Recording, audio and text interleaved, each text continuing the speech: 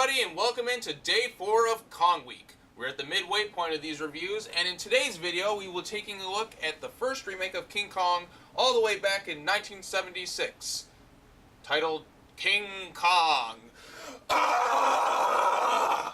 Now, since this is a remake, the plot is a lot like the original, except instead of a film crew this time, it's an oil company headed to the island.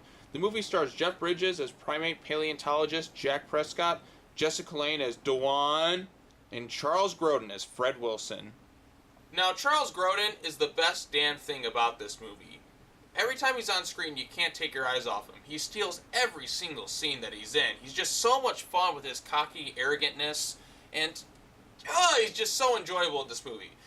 But anyways, at this point, I'm going to get into spoilers. So if you haven't seen the movie and kind of want to be surprised, granted, this is a remake, so it's kind of obvious where it leads to, but just forewarning you that we're going to get into some spoilers. So watch at your own risk.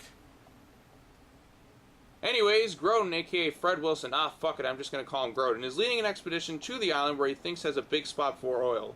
Jack is a stowaway who hears about a creature like Kong on the island they're going to. Grodin doesn't believe his story, calling him a lying hippie from another oil company, and orders him below. When Jack is in the process of being taken below, they spot a raft out in the water, which turns out to be Dewan, played by Jessica Lange in her feature film debut. Now, I really like Jessica Lange as an actress. She's done a lot of great work in the past, but I'm sorry, her debut performance is awful. She's so annoying and ditzy, like, Jack, I'm gonna be a star. Shut the fuck up! I swear to God, every time she's on screen, I want to mute the fucking TV. Oh, and one more thing. For someone who was apparently adrift on this raft for several days, her makeup and hair appears as though it had just been applied to that same day. Anyway, so the crew eventually reach the island with Dewan and stumble across the islanders who kidnap Dewan and sacrifice her to Kong, who finally shows up, and I must say, he looks pretty good. One interesting fact about this version of Kong was that the effects work was actually done by legendary effects guy Rick Baker, who was also in the suit portraying him, and he does a good job for the most part. However, if I had to say one thing that I don't like about this Kong, it's that he's a total creeper and a pervert, hence why I tend to call him Pervert Kong. At one point in the movie, he even starts feeling up Jessica Lange. Oh, and would you look at that face with that shit-eating grin he has. Aw, how could you not want to jerk off to that face? Anyway, so Dewan gets continued to be felt up by Pervert Kong over here, when he gets attacked by the only other creature in this movie, a giant snake. A very poor-looking giant snake, I might add. I mean, is this really the best that they could come up with? I mean, you have Rick Baker, one of the greatest effects work artists that has ever graced the silver screen. Have you seen An American Werewolf in London? It's fucking incredible. But this is the best you could come up with? A really shitty-looking snake? When Kong is attacked by the snake, Jack comes in to save Dewan, and they try to escape. Meanwhile, it turns out that the oil that Grodin was after isn't good enough to use, so to salvage the trip, he decides to instead capture Kong. Then from there, you can pretty much guess what happens based on the original film. They take Kong off the island, they showcase him, Kong breaks free, causes destruction, killing a bunch of people, including Charles Grodin. Unfortunately, that's the case, and it really bums me out because he was in fact my favorite character. True, he was a jerk, but damn it, he was just so much fun in this movie.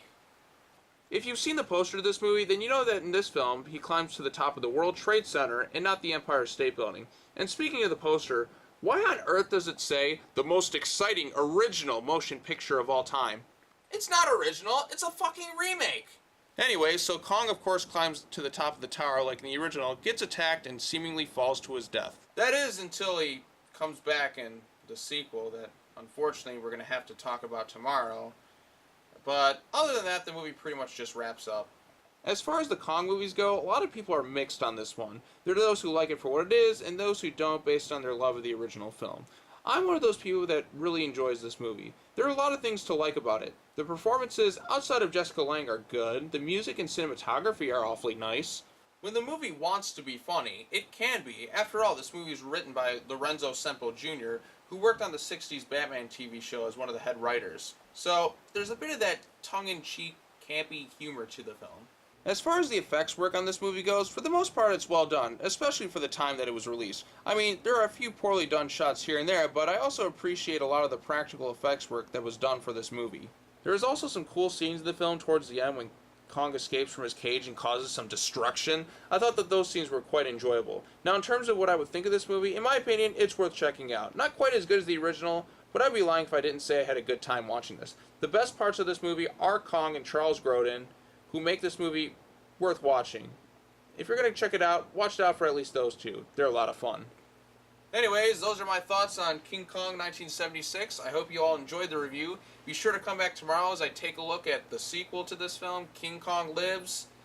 Got a lot to say about that one.